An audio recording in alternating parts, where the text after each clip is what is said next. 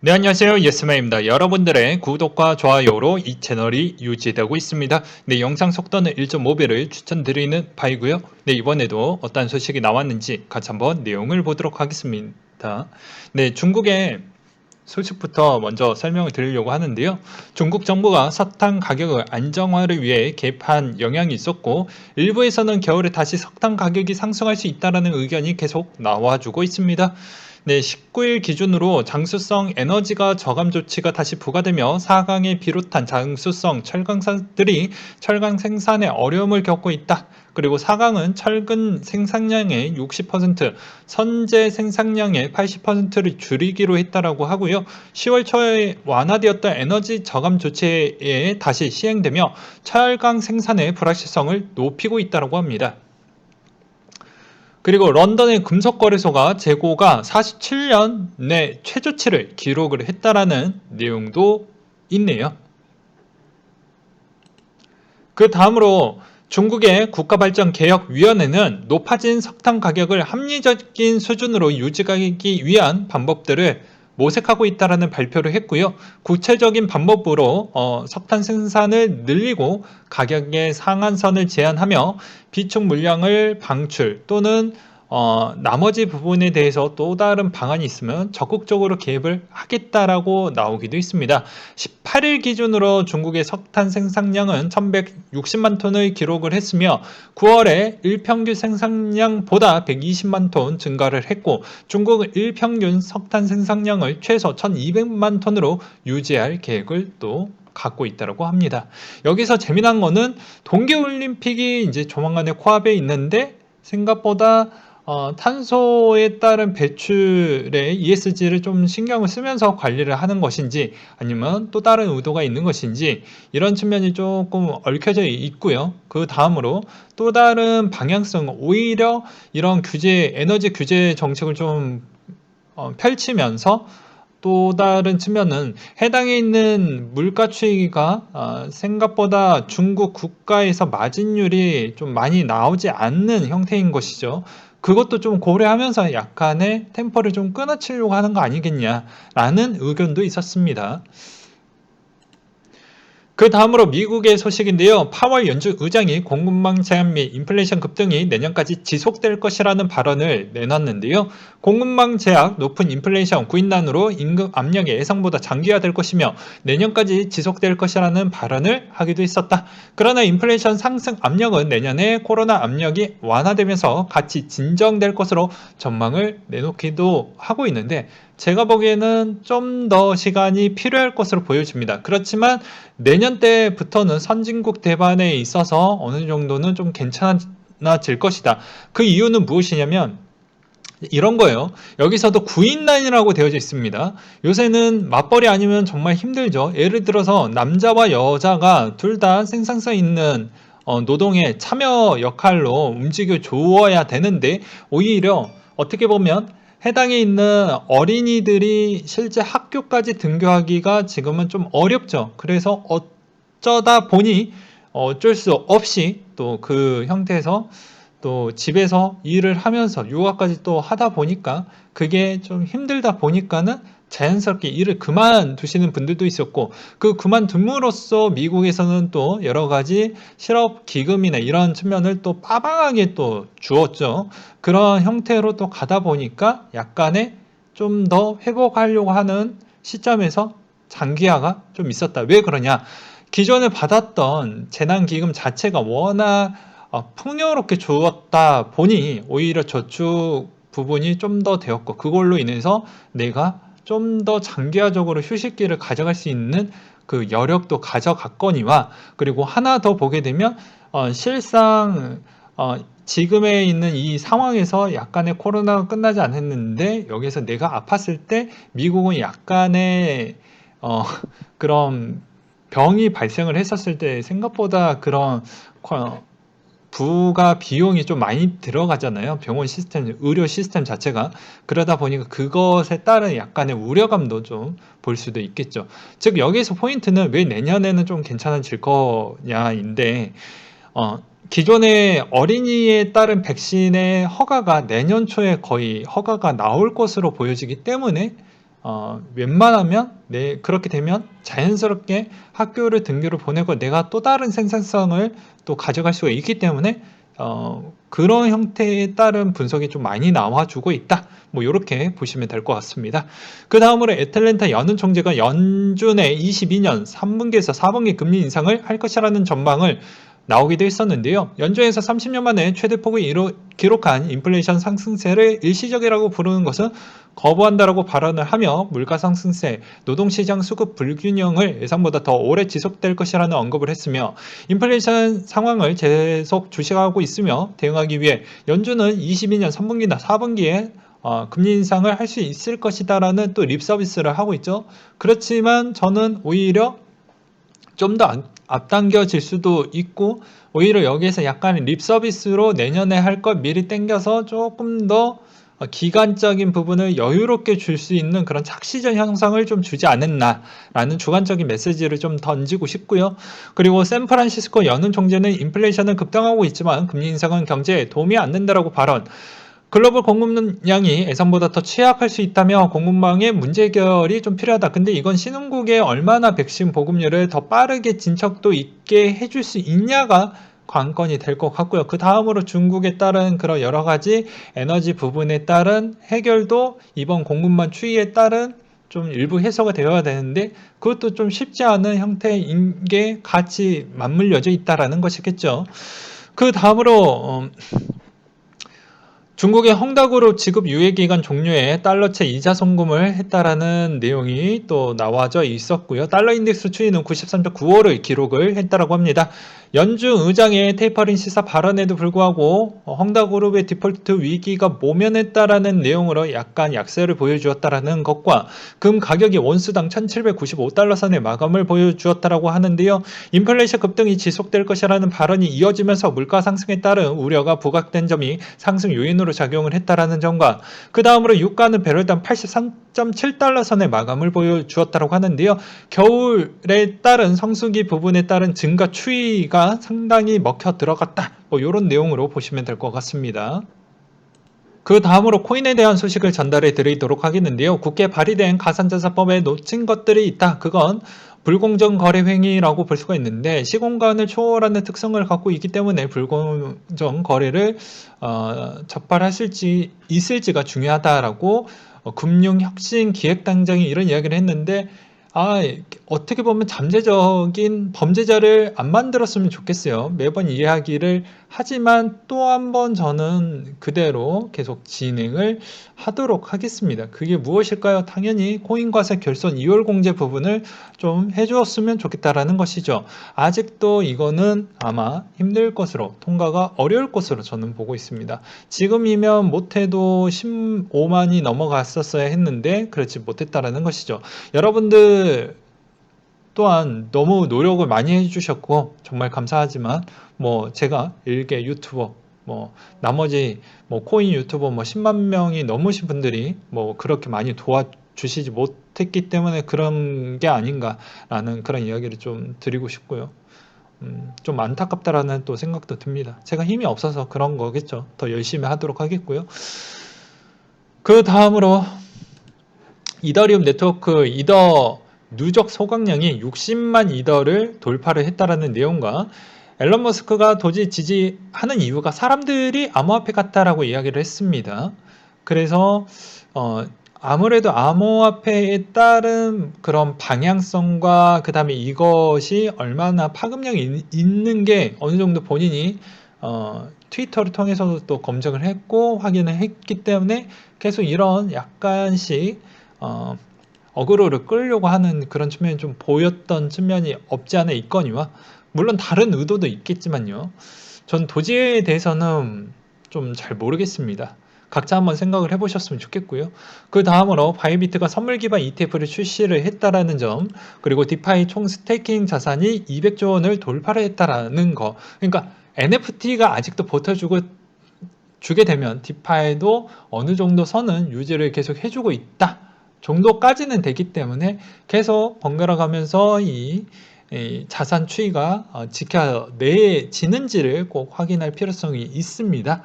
그 다음으로 앨런 재무장관이 초부유 대상의 부유수에 도움이 될 것이다. 암호화폐 영향이 꽤 클 것으로 보여진다라는 내용이 있었고요. 이 세금은 아무래도 꽤 많이 거쳐질 것이기 때문입니다. 왜냐하면 인프라 법안에 따른 금액의 추이가 너무 크다 보니까 이것에 따른 예산을 또 다른 쪽으로 전가를 시키겠죠. 이게 안 됐으니까 다른 쪽에다가 뭐 이렇게 나뉘어서 분담을 시킬 것이라는 측면이죠. 그러면 당연히 우리에 따른 부담률이 높아지겠죠. 그런 이야기를 좀 드리고 싶었고, 피터 시퍼가 하이퍼 인플레이션의 비트코인에 좋지 않을 것이다 라고 해서 트위터를 통해서 그런 이야기를 줬다고 합니다. 여기서도 하이퍼 인플레이션이 도래하면 비트코인에 좋지 않을 것 같다. 그는 생존에 도움이 되는 것이 실물 자산으로 보여지기 때문이다.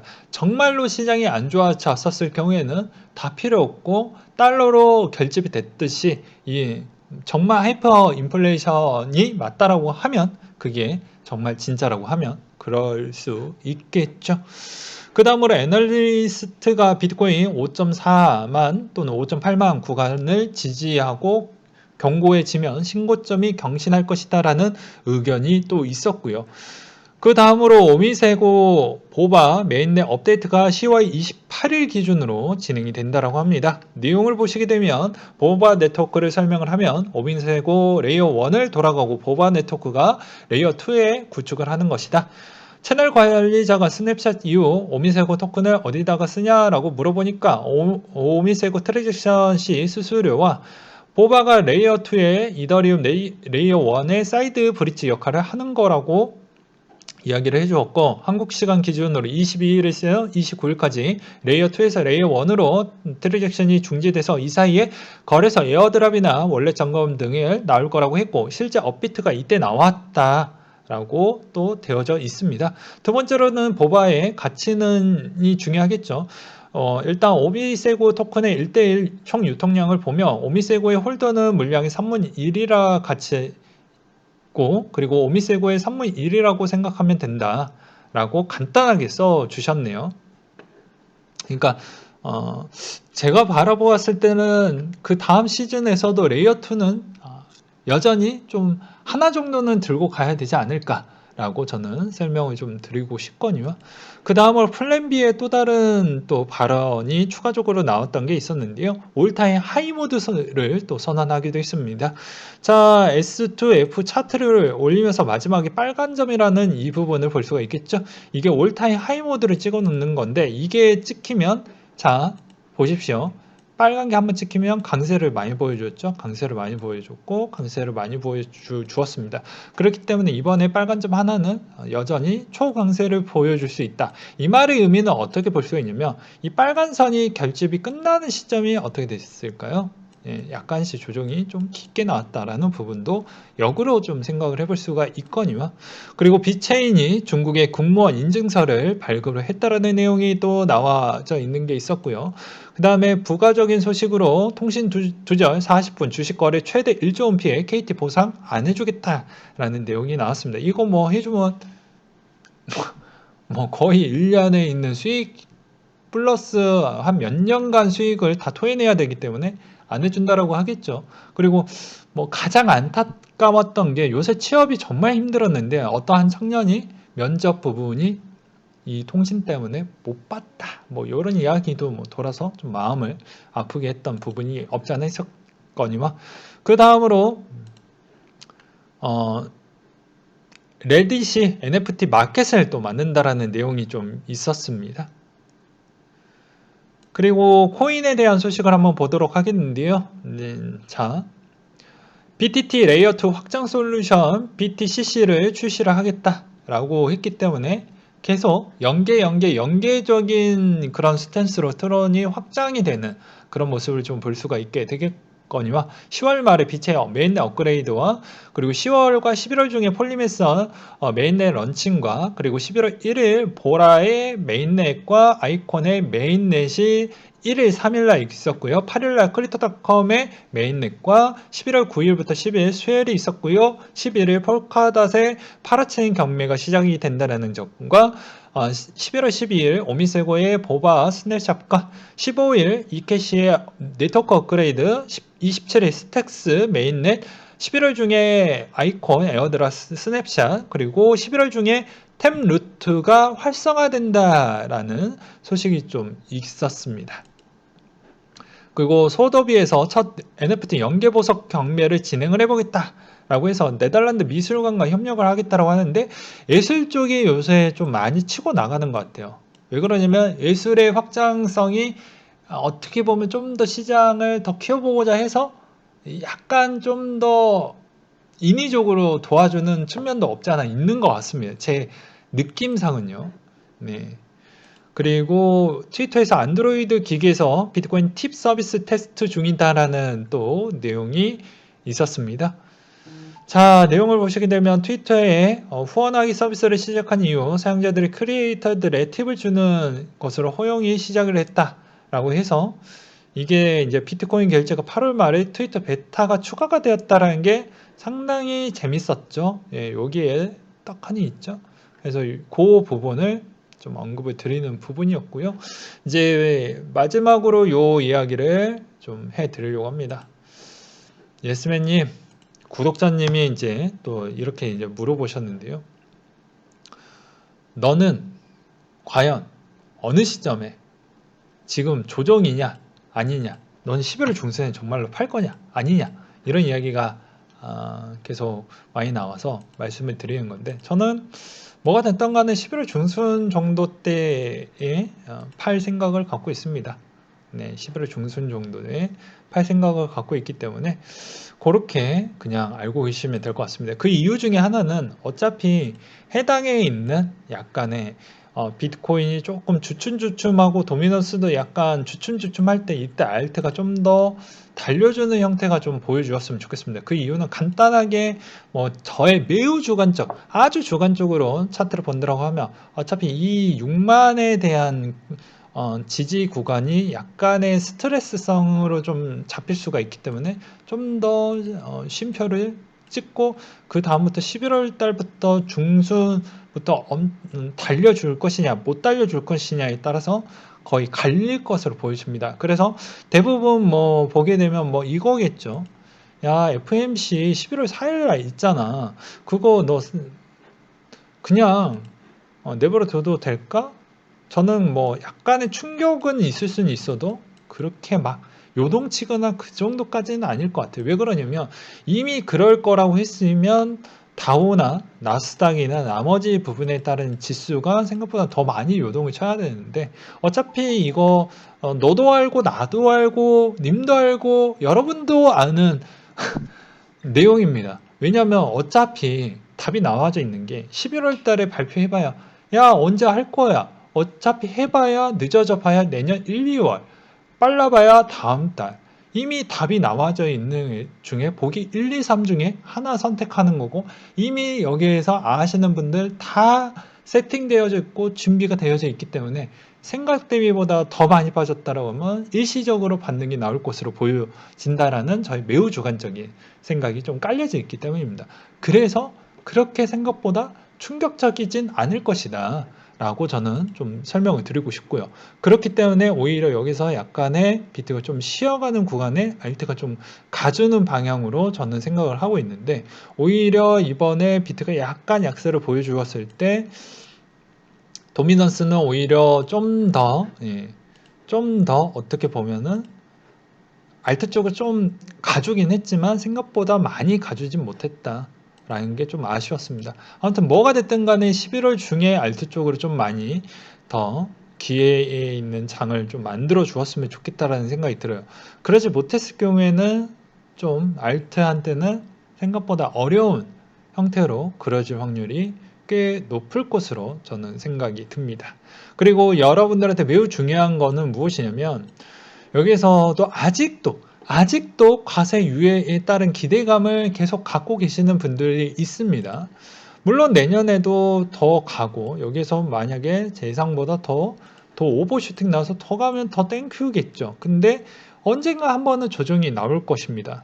그렇죠. 여기서 끝까지 챙겨 먹으신 분들은 용자. 제가 박수를 쳐드리고 싶고요. 저는 그 정도까지는 아니고 저는 그냥 어깨 정도에서 그냥 끝내려고 합니다. 그리고 그 다음 조종기 때 더 많이 모으는 형태로 가져갈 것인데요.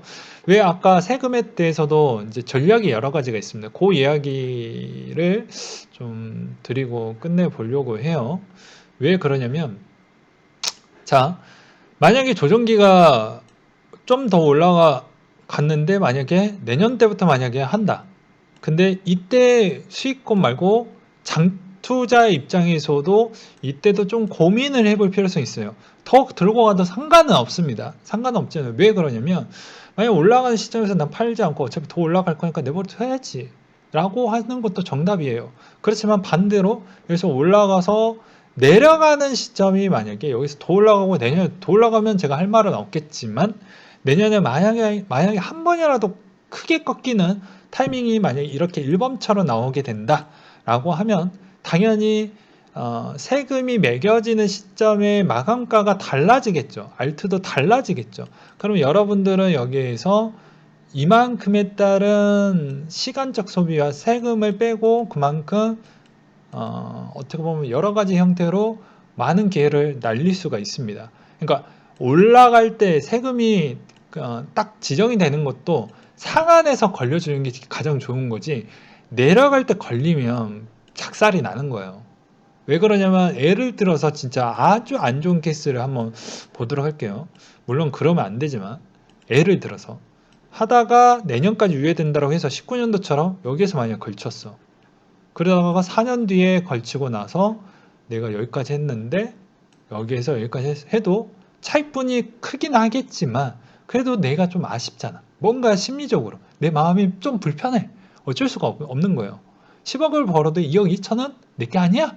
네, 기다린 만큼 내 위험성과 내 어떻게 보면 대출까지만 들어가셨던 분들이 있다고 하면 생각보다 쉽지가 않겠죠. 그런 이야기를 좀 드리고 싶다는 거예요. 극단적으로 예시를 드리긴 했지만 그리고 해마다 인플레이션 부분이 작용을 하기 때문에 올라가는 세금 부분이 없다고 하면 괜찮은데 지금은 요것도 제동이 있고 해마다 인플레이션 적용이 되기 때문에 적절한 시점에 좀 빼서 자기 인생에 도움이 될 만한 부분에 아주 효율적으로 제발 좀 소비를 하셔라 라고 이야기를 드리는 이유가 그런 거예요. 왜냐면 차입부로 보면 당연히 10배 먹은 거 좀 커 보일 수는 있겠죠. 이건 맞아요. 근데 여기에서도 1년마다 인플레 부분이 약간씩 적용이 되기 때문에 그런 측면으로 보았을 때는 결코 좋은 건 아니다. 극단적인 또 예시를 또 갖고 와서 설명을 드린다고 하면 아파트 부분을 좀 이야기를 하겠는데 1900 뭐 예를 들어서 그냥 예시입니다. 뭐 90년도 때 사서 그때 아파트 가격은 제가 잘 모르겠지만 대략적으로 뭐 1억 원 언더라고 칩시다. 그러면 계산하기 편하게 1억 원이라고 했었을 때 이제 2020년도라고 하면 대략 8억 원이면 내가 여기서 차익을 냈던 부분이 7억 원이라고 하면 이게 진정한 7억 원에 따른 내가 수익을 냈었을 때